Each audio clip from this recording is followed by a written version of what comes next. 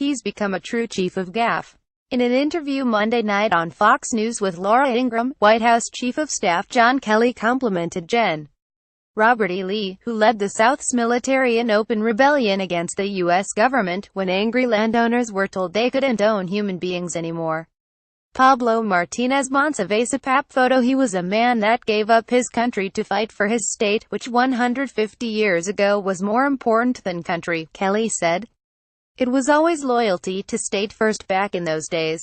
Now it's different today. Although Kelly's description conjures up an image of a captain simply going down with his ship, the truth is a lot more complex and sinister.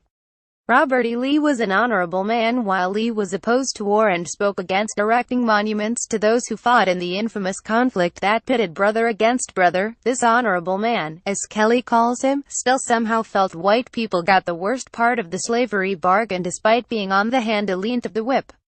I think it, however, a greater evil to the white man than to the black race, Lee said in a letter to his wife in 1856 while discussing the topic, adding, "The blacks are immeasurably better off here than in Africa, morally, socially and physically." People who might disagree with that assessment. The slaves that Lee purchased and put to work. Matthew B. Bradyassociated Press. As a slave owner, the honorable man was noted as having broken up every single slave family that he brought to his estate except for one, an uncommon and devastating practice that would prompt one of his slaves to call him the worst man I ever see. The consequences of loyalty on a larger scale. What did this general's loyalty to his state mean when the Civil War started? Approximately 4 million people were living in slavery.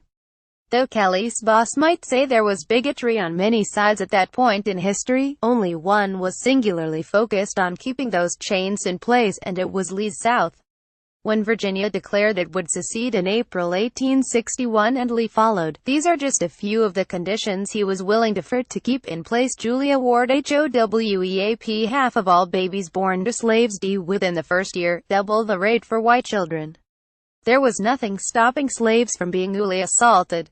At most, a slave woman's rape would be viewed as a type of trespassing. Diseases such as malaria were plentiful while food was not, slaves generally eating barely enough to work all day but knowing they'd be brutalized if they underperformed. Punishments include branding, being auctioned off and mutilation. Associated Press. In one instance, when 2 slaves belonging to the honorable man attempted to escape, he had them whipped, another popular method of discipline. As Wesley Norris, one of the men, recalled, "Not satisfied with simply lacerating our naked flesh, Gen.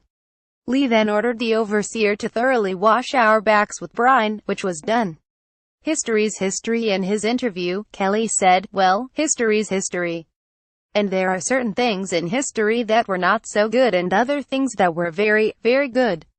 As a retired 4-star general, it would be great if he considers mass casualties to be in the not-so-good category."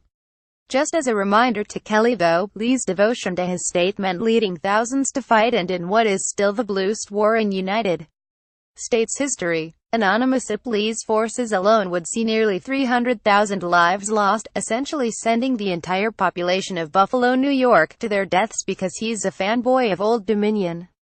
Not included in that figure are the Union SOLRS who died fighting to keep the country together, among them the black SOLRS who were slaughtered at the Battle of the Crater in 1864 when they tried to surrender to SOLRS under the command of who else but the honorable man himself.